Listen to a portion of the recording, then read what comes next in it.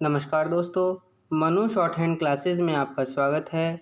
दोस्तों, यहाँ आपको मिलता है निबंधमाला सीरीज। दोस्तों, आज का टॉपिक है भ्रष्टाचार। दोस्तों, इस डिक्टेशन की आउटलाइन और पीडीएफ के लिए हमारा टेलीग्राम चैनल ज्वाइन करें। डिक्टेशन शुरू होगी 3 सेकंड बाद। भ्रष्टाचार दो शब्दों भ्रष्ट और आचार के मेल से बना है। स्टॉप। भ्रष्ट शब्द के कई अर्थ होते हैं। मार्ग से विचलित, ध्वस्त एवं बुरे आचरण वाला, तथा आचरण का अर्थ है चरित्र, व्यवहार या चाल चलन। स्टॉप। इस प्रकार भ्रष्टाचार का अर्थ हुआ अनुचित व्यवहार एवं चाल चलन। स्टॉप।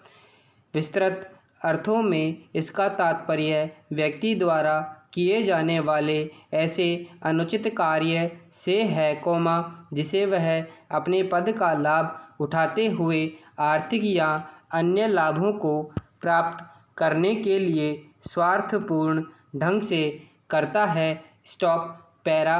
इसमें व्यक्ति प्रत्यक्ष या अप्रत्यक्ष रूप से व्यक्तिगत लाभ के लिए निर्धारित कर्तव्य की जानबूझकर अवहेलना करता है। स्टॉप। रिश्वत लेना देना, खाद्य पदार्थों में मिलावट, मुनाफाखोरी, अनैतिक ढंग से धन संग्रह, कानूनों की अवहेलना करके अपना उल्लू सीधा करना आदि भ्रष्टाचार के ऐसे रूप हैं, जो भारत ही नहीं दुनिया भर में व्याप्त है।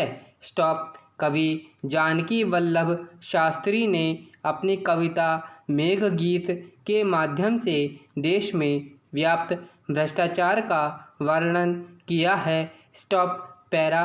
भारतीय नीतिशास्त्रियों ने आचार परमो धर्म अर्थात सदाचार ही सबसे बड़ा धर्म है, की बात कही है। स्टॉप।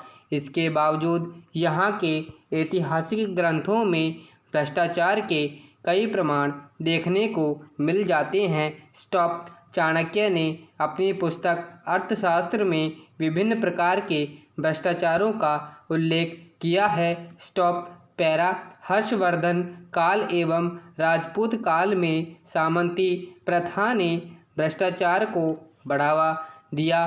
स्टॉप। सल्तनत काल में फिरोज तुगलक के शासनकाल में सेना में भ्रष्टाचार एवं रिश्वतखोरी के प्रमाण मिले हैं, पर भ्रष्टाचार में बढ़ोतरी के मामले मुगल काल में दिखे और ब्रिटिश काल के दौरान इसने भारत में अपनी जड़ें पूरी तरह जमा ली। स्टॉप। पूर्व प्रधानमंत्री श्री लाल बहादुर शास्त्री ने कहा कि भ्रष्टाचार को पकड़ना बहुत कठिन काम है, लेकिन मैं बलपूर्वक कहता हूँ कि यदि हम इस समस्या से गंभीरता और दृढ़ संकल्प के साथ नहीं निपटेंगे, तो हम अपने कर्तव्यों का निर्वाह करने में असफल हो जाएंगे। स्टॉप। पैरा। विभिन्न राष्ट्रों में व्याप्त भ्रष्टाचार का आकलन करने के लिए वर्ष 1993 में जनवरी में स्वतंत्र अंतर्राष्ट्रीय संस्था की स्थापना की गई। स्टॉप। इस गैर सरकारी संस्था के द्वारा CPI के आधार पर 1995 से भ्रष्टाचार के मामले में विश्व के विभिन्न देशों की सूची जारी की जा रही है। CPI द्वारा 0 से 10 के पैमाने पर भ्रष्टाचार का आकलन किया जाता है। स्टॉप। इसके अनुसार, जिस देश के CPI का मान जितना अधिक होता है, वह देश उतना ही कम भ्रष्ट माना जाता है, और जिस देश का CPI का मान जितना कम होता है, उस देश में भ्रष्टाचार उतना ही अधिक होता है। स्टॉप। उदाहरणतः वर्ष 2010 में 178 देशों की इस सूची में डेनमार्क CPI के कुल 10 में से 9.3 के साथ सबसे कम भ्रष्ट राष्ट्र में सबसे ऊपर तथा सोमालिया 1.1 अंक के साथ सर्वाधिक भ्रष्ट राष्ट्र के रूप में सबसे ऊपर तथा सोमालिया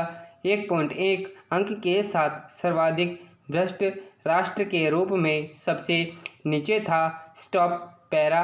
तब भारत को 3.3 अंक मिले थे। स्टॉप। इस संस्था के द्वारा भ्रष्टाचार मापने का एक अन्य तरीका भी है, जिसमें 0 से 100 तक के पैमाने पर भ्रष्टाचार का आकलन किया जाता है। स्टॉप। इस विधि में 0 से 100 का वर्ग में बांटा गया है, जिसमें 0 से 9 तक की सीमा में आने वाले देश सर्वाधिक भ्रष्ट, जबकि 0 से 100 तक की सीमा में आने वाले देश सर्वाधिक स्वच्छ माने जाते हैं। स्टॉप। इस संस्था की द्वारा पहली बार वर्ष 2007 में भारत को शामिल किया गया।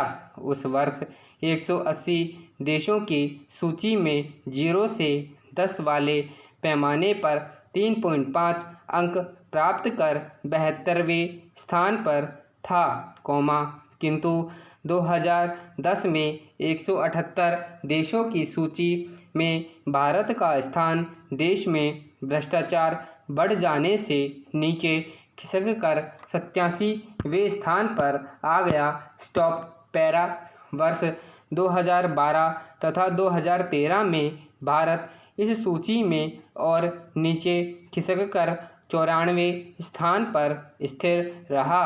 स्टॉप। वर्ष 2013 में इस सूची में डेनमार्क और न्यूजीलैंड 91 अंकों के साथ 177 देशों में से सबसे स्वच्छ छवि वाले देशों के रूप में प्रथम स्थान पर रहे, जबकि अफगानिस्तान, उत्तरी कोरिया और सोमालिया 8.8 अंकों के साथ सबसे भ्रष्ट देशों के रूप में एक साथ 175वें स्थान पर रहे।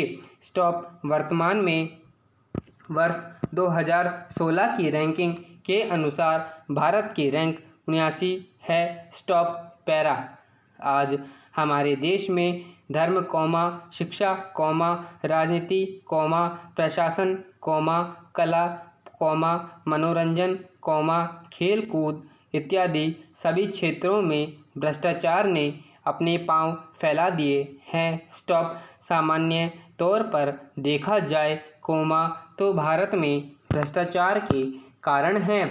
Stop para.